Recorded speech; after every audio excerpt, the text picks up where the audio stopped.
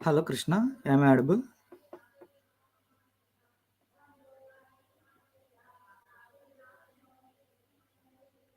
Hello. Okay.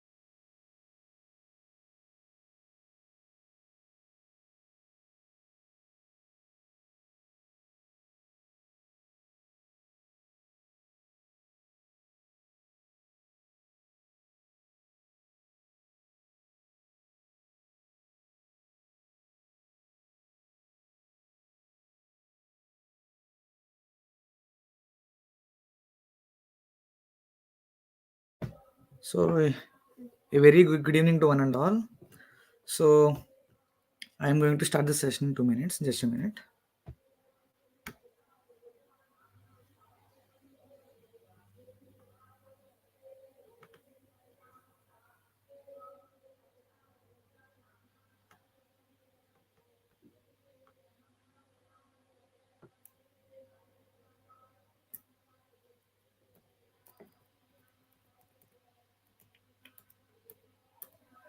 Yeah. So I think my screen is visible to you all. So from starting onwards in first session we have learnt about the from Azure Fund introduction sessions like we have learnt about public cloud, private cloud, and hybrid cloud, and later we have learnt about that IAS, PaaS, and SaaS. So later we have learnt about some benefits and what are the drawbacks in cloud computing and what are the benefits from the cloud computing. So how it is all implemented in the starting stage.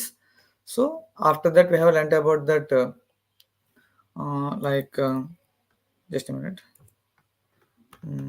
Yeah. So we have learned first completed the cloud concepts like we have completed these benefits and service models and also called cloud models. So later we have completed this mm, concept called understand. Just a minute. Yeah, we have completed the core Azure services. Yesterday I have completed all these things like regions, availability zones, resource groups, and everything. So and later I have completed this technologies that are involved in this Azure. And after today, I need to complete this last topics of this second chapter. So give me a minute. I will complete all these things. Yeah.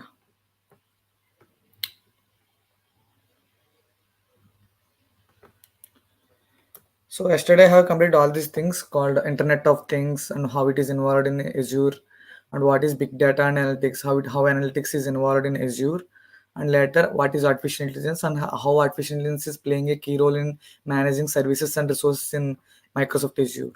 So these are the things that are majorly involved in Microsoft Azure to provide services to the clients or customers. So now today topic and the end topic of the second chapter. What is log analytics operational management suite? So previously it is called as operational insights. Like how can I say means for example we are doing an operation like we are doing some calculation or function or any particular model. So what we need is how it is operating and how it is performing the things, and we need to do that particular research on all these things. So log analytics operational insights is a Azure scatter in one single device take care of log analytics automation availability security in one single place. So so many people have learned this word what is called analytics. Analytics is nothing but the analyzing the data to get to retrieve information from the data. So this is the main reason why we are using analytics and what are also called as analysis. So log analytics is a thing which in which it perform actions on the logs that are performed during a session. So at that time, if there is a failure or if there is a success, or if there is a network failure, like these things happen means it will check everything. Like a particular point, the network has been went out. So at that time, it will report that from this time to this time, the network went out. Later, if any server crashed, so this time to this time, the server went out. So no people can't access the Azure resources or services. So a report that is generated for a by Azure to check the services is provided to the persons or not.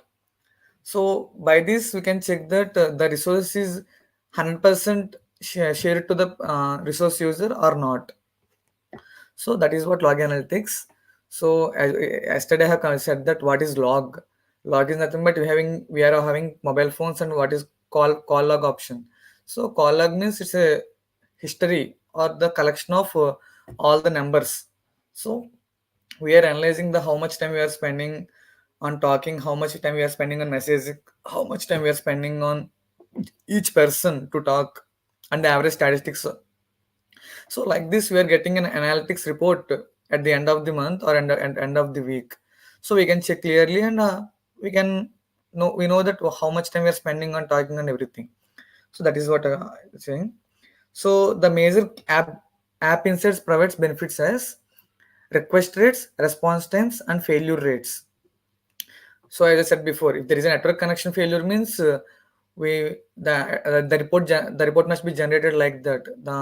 At this time there is no network connection. So there are more requests happen at a particular time, like Flipkart Bonanza, Amazon Great Indian Festival sales. At that time the request rates are more than in as usual day. So if the something like that happened means the server may crash, or also the website went down. So it is not that much good. So we have to check that what happening in different times. So for example, if you want to search a place in Google, like example uh, Kakinada or Visakhapatnam beach. So when we search that, there is a graph beside that. Like at this time, there is a busy, like a pointing out. At this time, 6 to 7, usually it is busy. At afternoon 2 to 3 p.m., it's very not crowded at much that much time. So how it is showing like that? Based on the people they are visiting at that particular place and the data from previous insights, that's why it's saying like that. So not for today, not for yesterday. So from days, weeks of data, months of data, years of data is gathered and collect, and they're analyzed to give you a particular report. At this time the people are there and it is crowded anyway. So like this, it gives a report. So request rates, response times, failure rates, and how much time it will take to respond to the request, and how much time it will take to accept the request. So like these things are performed under the log analytics thing. So here it is the only thing in which it manages multiple tasks, like log analytics, automation, availability, and security, and also some information providings. So, in a simple manner, I can say that it's called as the dashboard. It's a dashboard in which provides the graphs or pie charts or any kind of uh, collections, groups, or permissions, access, or whatever it is. All the things that are kept in a single dashboard, that is called log analytics. So, in coming to normal uh, how can I say means it's a kind of statistics or probabilities or anything. So like this thing, just a minute. So like this, the log analytics is working. Mm, all these things are the benefits that is provided by the log analytics. So request rates, response times, failure rates are will be identified, and dependency rates, response times, and failure rates also identified. Exceptions, like for example, if you want to give an exception for one thing to stop the misbehaving of the website, or to allow to restrict some websites. Like for example, my website is using cookies. So if I want to accept the cookies or if I want to reject the cookies, it's my wish. So if you wish to accept the cookies, uh, it will gather our data, like how much time we are spending on that website, how much what we are checking on that website, and what we are looking for. Like this data they will gather, and they will give us ads or show some promotions regarding that. So, so when we want to give some exceptions like this, so allow third party cookies, or allow cookies. So like these things we will get give means it will automatically gather our data. So like these exceptions what we want to give is shown in the log analytics. So page views and load performance. So when we want to run a website, so it sometimes it may take 3 to 4 seconds, sometimes it will take 1 second, sometimes it may take more than 8 seconds, based on the load or the based on the requests. So the time will be deferred. So and also called AJAX calls from web pages, rates, response times, and failure rates. So AJAX is a concept of web development in which it is used majorly in I think React. So React web pages are single web pages in which, for example, if you want to search a website, so uh, like example Google Mail. So in Google Mail, if you want to sign up means it will be happen in one page, and also if you want to try some another premium features means it will go to next tab. So another page will be opened when we want to click another thing means. So so multiple tabs will be opened if you want to check different things. But in React pages, it comes under any single page. All the data, all the server connections, all the network, everything is happened in a single page. So that's why React web pages are called as single page websites, and they are like how can I say means there is a word called they are easy to manage and can easy to deploy. So most of the people know about Manstack. Yeah, in that MongoDB, ExpressJS, React.js, Node.js. So it give you a full Manstack application to develop a simple and easy website for projects or anything. So next, user and session counts. So these are just how many people are users are reaching the website and how much people are interacting with the website. Like this will be counted. And next, performance counters from Windows or Linux servers. So performance counters means so why I'm explaining all these things means these are the things those are not visible to us. So we are the users who are using the websites or applications. So we can't able to see that particular data. We can only see what we want. Like for example, if you want to search pizza means I will go to Domino's or KFC or whatever it is. So I will go and search the thing. I will come back, but it comes under front end thing. What I am ordering and what I am paying, it will show to me. But whatever the things happening behind the scenes, like how the website is working, how the website is loading, how what the data they are collecting, and how much performance and what is the load that is happened on the particular website, and how many requests are happening per second to the those are not visible to us. So like these things will be visible to the user who are using log analytics and the website which is hosted in Microsoft Azure or any other cloud service provider. So this is the best thing because, for example, we have developed a website and we have deployed in the internet, and so many people are using, but we don't know the statistics of the particular website because in summertime some people are using more, in winter time some people are using less, and based upon the seasons, based upon the website, you know, websites usiness, uh, the people may interact with the website, otherwise they will leave the website. So it's not that much easy to understand the people's behavior. So we need to understand the concepts like HCI, human computer interaction, and marketing management, and at the same time m-commerce or e-commerce. So like these concepts when we understand means automatically we'll get the idea about the particular product or particular website.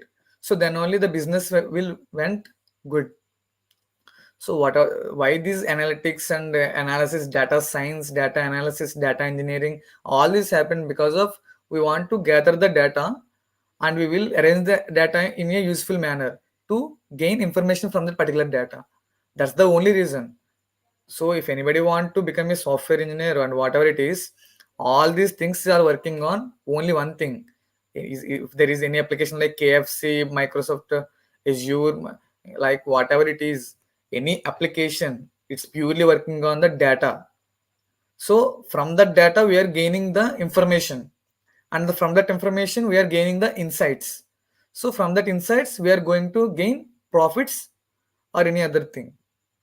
So the raw data which is in normal form, like for example if you're having a class of 60 students, so each are having a unique name or duplicate name, or each are having marks in all the subjects. So I want the person who is having for example if you I want to mention your class and the class topper. How can I say means Andhra Pradesh, Srikakulam district, and Tekali AITM college in that BTech second year, first A section, and in Max M2, sorry M3, who is the person uh, like which one got the highest marks in Max or M3. So in order to get all this data, I need some raw data, like from the last year data, the students data, and the marks data, whatever it is. I need to get the raw data. Then only I can get the information from that particular data. So I don't say that all data is not useful. So maybe it's differ from data to data. Like for example, Google Maps is utilizing our location navigational data to get some promotions like nearest restaurants to us, nearest petrol bunks to us, like this their business is promoting. So I don't want that much. um, I think you understand why log analytics is using. So next one, coming to the serverless computing. Yeah, so when we are using cloud computing, you are from starting stage. I want to say. So if you want to run your company, means you need a server. So we don't need to. If you we don't have chance to spend that much amount on a particular asset called server. So in order to reduce our expenses and price, so we are renting the services which is offered by the server from a data center called Microsoft Azure or GCP or AWS. That is the second one. At that time, the model which we called is pay as you go. So pay for the services what we are utilizing. So now coming to the next one, serverless computing. Serverless computing is nothing but when we are using the particular resource, then only our billing will be started. When we stop the when we stop that, the billing may stop. So for example, uh, in our house there is a motor is there. When I on that switch, the motor is automatically running. For that units only I am going to pay the bill. So some other people also using in our house, like who is renting beside me and who is renting a top side. So based on the utilizing, we are paying the bill. Otherwise, you don't pay the bill. So serverless computing working on functions majorly. So Azure function, a event-driven serverless compute service. So function, as I said, as you have learned in C, C++, Python, Java, what is functions and recursions and everything. So function is nothing but an iterative system in which we don't need to repeat the same task again. So in serverless computing, a function is kept like cloud functions, what we call now. So we have kept a function in that, like we have created a cloud function in this cloud service. So when this, when the resource is utilizing or when the service is providing, then the billing is going on. So when we, whatever the service we have utilized, then for that only the billing happen. Otherwise, the billing won't happen until we use that resource. So the function will activate when you are using. The function will deactivate when you are not using it. I think you understand that. Next, logic apps, event grid. Those are part of it. Serverless computing. Logic apps help you to automate and orchestrate tasks, business processes, and workflows when you need to integrate apps, data systems, and services across enterprises and organizations. So every time you know about we are getting spam mails in Gmails, right? In Gmails, we are getting regular mails from companies like Salesforce, Smart Interns, or Geeks for Geeks, Naukri, some Indeed like that. So there is no person behind this. When we are searching for a particular job called data engineer or AI engineer or data analyst or whatever it is, so the machine automatically recognizes that he is searching for a particular role he want to do. So it automatically recognizes the data and it will checks the like it will check the data what we what it have. So then it matches the data and it will recommend the data to us through mail. So it will get automation. So the logic apps helps us to automate and orchestrate tasks. For example, if you want to share the data to your college students, so you don't know how to send a bulk mail from your mail. So sharing the bulk mail is good, but sharing the bulk mail to the persons with different resources and different names and different teams and different work tasks. Like for example, CSC section is using a different resource, and also they're doing working on a different task. And another CSCB or CSCC, ANML, data science, whatever it is, everybody is using performing different tasks. But if you want to send the mail for different people means it will take so much time, and also it's complex also. So there is a manual process need to do. But if you use orchestration and automation tasks like what we call nowadays RPA, the UA path, Blue Prism, and whatever it is. So like these tools help us to automate the tasks like generating the certificates, sending the mails, and receiving the responses and analyzing the responses. Whatever it is, it will help us to gain some meaningful and useful data. So next one is event grid. Event grid allows us to easily build applications with event-based architectures. It's a fully managed, intelligent event routing service that uses a public subscribe model for uniform event consumption. So I think the definition is large to understand. I will give you a simple example. So maybe for example, how can I say means event-based architectures in the sense. It's quite difficult to say in normal examples. For example, a company is performing a task like they are working on DevOps or any some kind of automation pipeline.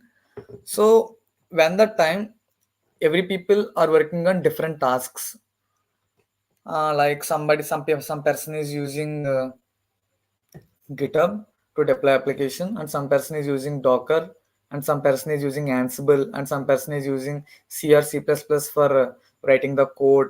So everybody is performing different tasks. At the end, all these things are doing on a particular tasks, and then all these tasks are complete. All these tasks implement together to complete an event. So all these architectures, what we call today, is called event-based architectures. So I think it may quite difficult to understand for you. So I understand that, but I don't know how to say for you. So I'm going with next topic. Yeah, from the starting of the topic, I said before, what is Azure CLI, PowerShell, Azure Portal, and Azure Advisor. Now I'm going to say briefly. So Azure CLI, CLI means command line interface. So in everybody laptops, there is a called Windows shell. So like we are writing the commands like mkdir, making directory, chdir, change directory, rmdir, remove directory, or rmmd or cd. So cd dot removes the directories from backwards. So like these commands are useful in our daily life, also called as Unix shells or bash shells commands. So Azure CLI is a cross-platform command line program that connects to Azure and executes administrative commands on Azure resources. Cross-platform means that it can be run on Windows, Linux, or macOS. So I can say in simple. For example, I said create a compute engine VM instance with this much RAM and OS and also some protocols. So if I say like that means you will do step by step, like go to the compute engine and click the create compute engine instance, and next go to the create instance, and next name the VM instance, and next go to the region or zone, and next go to the OS and feature or RAM. So like this, step by step we are keeping everything, and we are creating the instance. So the final the VM instance may get created. So this task may take nearly 10 to 12 minutes or 5 to 6 minutes sometimes, based upon the network configuration and based upon the errors that are configured during the creation of the instance. So at that time, Azure CLI, also called as command line interface, allows us to write a command. So it's a 2 to 3 lines command to create an instance. So it takes nearly seconds, 5 to 10 seconds or 6 to 20 seconds maximum, I think so. So based upon my, in my experience, I see that uh, by using commands only it takes less time to complete the tasks. So try to configure or try to learn how these tasks like shell commands are working on, and how this bash shell or unique shell is working on. Next, coming to the PowerShell. So I forgot to say mention one thing. In Windows, it is called shell, and also in a whatever it is, irrespective of the OS, the shell commands work everywhere. Even it is working in Mac OS, also it works in Linux, and also it works in Windows also. So it's a default service that majorly interacts with the operating system. So there is no third party apps that are involved during this process. I think you understand well. So next, PowerShell. Azure PowerShell is a module that you add to Windows PowerShell or PowerShell core that enables you to connect to the Azure subscription and manage resources. So PowerShell. Just PowerShell is nothing but Azure CLI is used within the Azure portal. I think you understand that. Azure CLI is part of the Azure portal. So like a icon called Azure CLI, Azure Shell. So when we click that thing, then Azure CLI will be open. PowerShell is a part of our laptop. So PowerShell, so it's similar work is it's work like Azure CLI, but Azure CLI will be worked using internet and it connected to the servers. But PowerShell interacts with the operating system that we are using internal in our laptop. For example, in my laptop, I am using Intel i5, and next my RAM is 16 GB RAM. So, for example, if I want to implement tasks and monitor the task within my system, means I will use PowerShell. If I want to check the statistics or working of the my VM instance or computer engine instance, then I will use the Azure CLI to check the data. So by using the PowerShell, we can connect with Azure CLI. Yeah, it's possible. When we connect it to the internet, means we can easily connect our PowerShell to Azure CLI. So don't get confused. As I said before, Azure CLI is part of our laptops like that. So don't worry about that. Azure CLI is a part of Azure portal in which it will uh, create instances and monitor instances and whatever it is, and it will manage in less time. So that's why with the help of the commands, the same thing happened in PowerShell, but PowerShell is a part of the system which we are using called laptop or monitor. Desktop or even mobile phones, whatever it is a part of that particular device. So it mainly interacts with the operating system within the laptop. I think I understand well. Next one, Azure portal. The Azure portal is a website that you can access with the web browser. So for example, everybody is having Microsoft Bing, Google Chrome, Firefox, Mozilla Firefox, whatever it is. So Safari, like this apps that we are using, right? So in that, when we want to access the Microsoft cloud computing service called Microsoft Azure, means we need to uh, search like Microsoft Azure portal. So when we search like that, we will get a website by using some credentials. We will log into that and we will create instances and we will provide. We will get the resources and services from that particular cloud service provider. So last one is Cloud Advisor. Cloud Advisor is a free built-into Azure that provides recommendations on high availability, security, and performance and cost. So the name advisor means that it will give or provide advices to us. So now coming to the Azure Advisor. So we are using different types of resources and different types of services from the portal. So everything is happening behind. So when the instance went out, or when the instance capacity is not that much efficient to run a particular task, at that time, Azure Advisor allows us to increase this RAM to 16 GB to 32 GB RAM, or change the OS from Debian Linux to CentOS or Parrot OS. So, like this, Azure Advisor allows us to suggest things regarding the task or performance issues. So, I think you understand well up to this one. So, up to this second chapter is over. Now going to the so I have completed nearly 50% of the syllabus to crack the Azure Fundamental Certification. Now I'm going to tell you about understand the security, privacy, compliance, and trust. It will cover about 30% of the syllabus. So by completing this chapter, we will complete nearly 80% of the syllabus. So that's enough to crack the Azure certification. So maybe the questions may vary from uh, the syllabus, because they won't ask questions like what is region, what is global, what is security, what is privacy, like that. So they will ask, like, for example, if you are having a company, like you are working in a company, so you are managing with the Azure cloud instance. So an instance went out. How will you manage? By creating a new instance. So like these questions will ask. So we will answer based upon the particular situation or was or dependency. So I think you understand. Now I'm going to the third chapter. In this, we will cover the topics like Azure Firewall, Azure DDoS protection, Network Security Group, Azure Security Solution, and also we will understand about concepts like authentication and authorization, Azure Active Directory, Azure Multi-Factor Authentication, Azure Security, Azure Security Center Scenarios, and Key Vault, Azure Information Protection, Azure Advanced Threat Protection, Azure Policies, Azure Initiatives, Role-Based Access Controls, Locks, Azure Advisor Security Assistance, Azure Monitor, Azure Service Health, use cases, like this happen.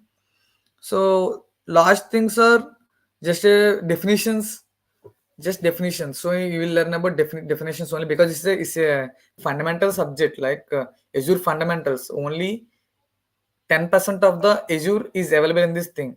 So nearly there are next courses like Azure DevOps Expert, Azure Administrator, Azure Database Administrator, Power BI Expert. So like these courses are there, Azure Developer and etc. etc. So we will cover the uh, we will cover the other topics briefly in the next roles. So up to now, we are going to cover the fundamental things, the definitions and the purpose and the role they are working on. That's it. That's enough for us. For example, a person is working on the database. So how can we define him? He will be a uh, database administrator or SQL administrator, or also he's working on database, and what the task is to manage SQL instances and database migrations and whatever it is. So if you know about the basic things regarding that functionality and working and everything, so it's easy to answer the particular question. Soon I will share the questions, how the questions will be like that, and I will share everything. So you will practice well and write the exam and crack the exam. So next, next one. Azure Firewall is a managed cloud-based network security service that protects your Azure virtual network resources. So most of the time we will hear about the firewall. Firewall means a wall which is having fire. In real words, we can say like that. So firewall is nothing but a security provider or service security service provider in which it won't allow unrestricted or unauthorized users to a particular network or to a particular organization. For example, if I want to access Google means yes, I can access Google. Just go to Google and search whatever it is, and they will show the data. But if I want to the Google employees data, like in Google employees directory, I need to have Google authorized mail. Like what we have domain mail is gmail.com. They have google.com. So I need a particular ID card, and I need a particular mail ID, and I need a particular authentication device, and like fingerprint biometric or face authorization, whatever it is. Like these things happened only that at that time they will allow me to access that particular resource. Even though if I went enter to that particular website, they won't allow me to access all the data, because for every instance, for every department, for every role, there are having some particular restrictions or permissions to access. So then only they can easily work on the data. So firewall allows us to access what we have to see, and it won't allow others or unauthorized users to a particular device or a network. That's it. So majorly Azure firewalls working on when they work means, for example, everybody heard about HTTP, hypertext on like hypertext to uh, transfer protocol, and next one is HTTPS, hypertext transfer protocol securable. So what's the difference means? HTTPS means securable. They having some valid certificate. So these certificates create digital certificates allows us to identify that this website is good and it don't have that much uh, unusual content, or there is no danger at all to personal data. So HTTP is just a normal website in which it don't have security. So maybe it is having a virus, it is having a worm, or it may have some unauthorized data or unauthorized accessible data. So like these websites are blocked by the firewall. So that's it. Next, DDoS protection. So Azure DDoS protection means DDoS protection leverages the scale and just a minute, guys. I'm getting call. Just a minute.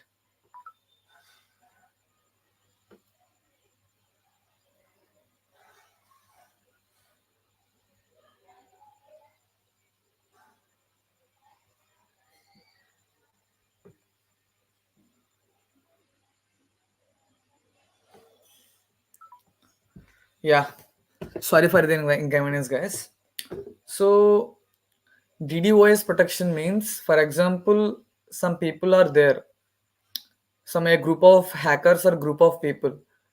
What they want is they want to down the server, and they can easily access. They want to easily access the data but on that particular server. Like at an for example, AHA and Disney Podstar. When the limit may increase means it automatically went down. The server crashes. So for these websites, it is having some capacity, and it's okay to do so. But when the time of uh, company organization websites, like for example Microsoft Azure website, Google GCP, Google Cloud Skills Boost website, or even AWS Skill Builder website. So like this websites getting multiple requests, like more than the expected. If the limit is 10,000 requests per minute, but it may exceeds to 1 lakh requests per minute means automatically the server went down, or it may get crashed. So this is called denial of service attack. It's a hacker attack. You know about n mapping or not n mapping. like Wireshark attack, uh, worms, viruses. So like these attacks when they are doing is phishing. This is the main attack when you are knowing about that.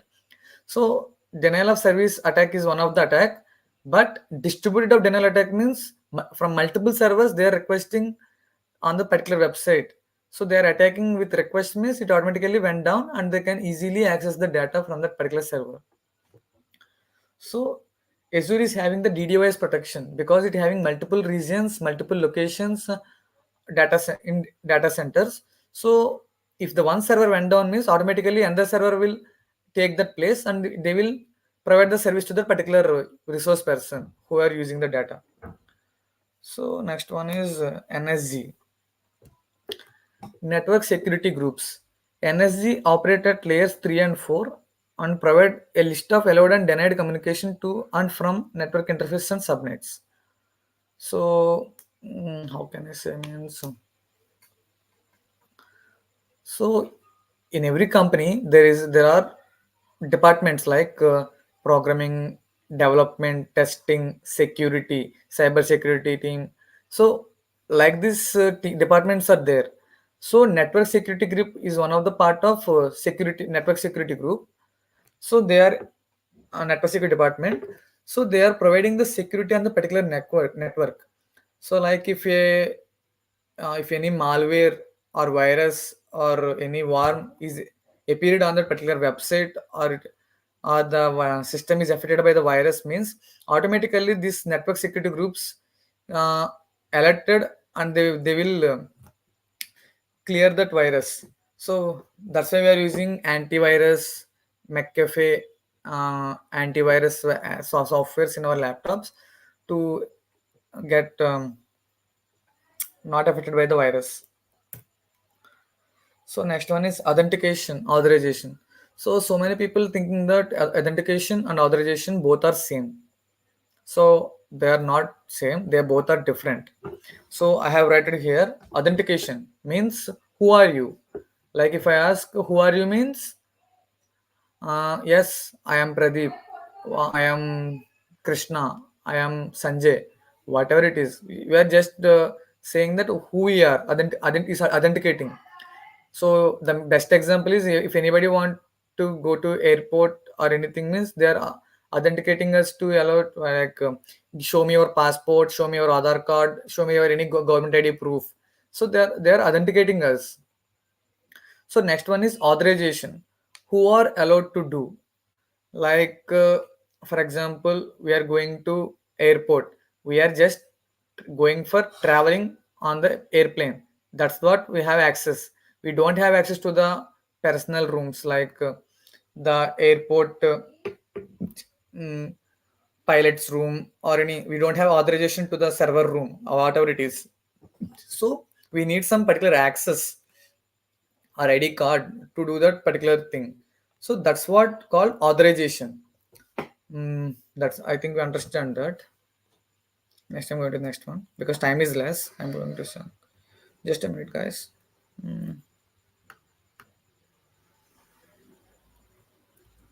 Yeah.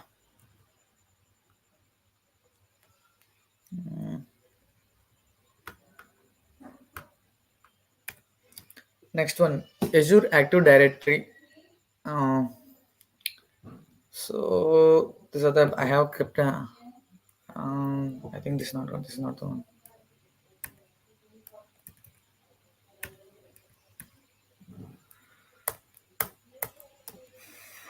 Just a minute, guys. There is an issue with the content. I have kept wrong slides here. Yeah. So I will complete the next chapters like Azure Active Directory and other things in next chapter. I will give some brief introduction about the what is Azure Active Directory and how it is used.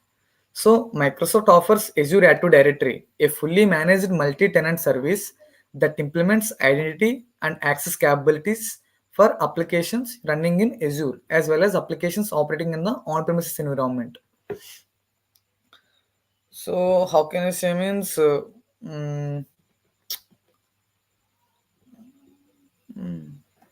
uh, all we know about that Microsoft 365 account, right? In that we have using Microsoft Word, Microsoft Excel, Microsoft Note, Microsoft Power BI, Power Platform, Automate.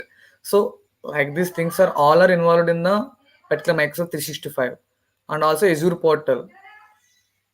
So like these major things what we are how can I say, who is the person managing all these things or authorized to do. um, mm, I think I'm not sure clear about that, but I can say that Azure Active Directory allows us to create permissions and also create policies, and allows us to create multiple interactions with the people. So like that's the thing. So I think you are understand with the current like before topic called authentication authorization. Tomorrow I will explain clearly about the Azure Active Directory, and later that fourth chapter called pricing model of Microsoft Azure. That's the end topic of the third chapter, what is called Azure Active Directory, and fourth chapter is pricing model of Microsoft Azure. So this all comes under Azure subscription and how it is purchasing happened and how it billing happened. So based upon the resources we are using, services we are using, and the cost of Azure services, all these things are under here only. So upon our demand, based on the company's budget and based on the company's need, the resources must be purchased from or rented from the particular cloud service. So that's what we are learning in that Azure pricing and support. It covers about 25 to 30% of the syllabus. So total 100% of the syllabus will be covered in all these three topics. So tomorrow I will explain about the Azure Active Directory, and next Azure pricing and support. Thank you, guys. Thank you, Pradeep. Thank you.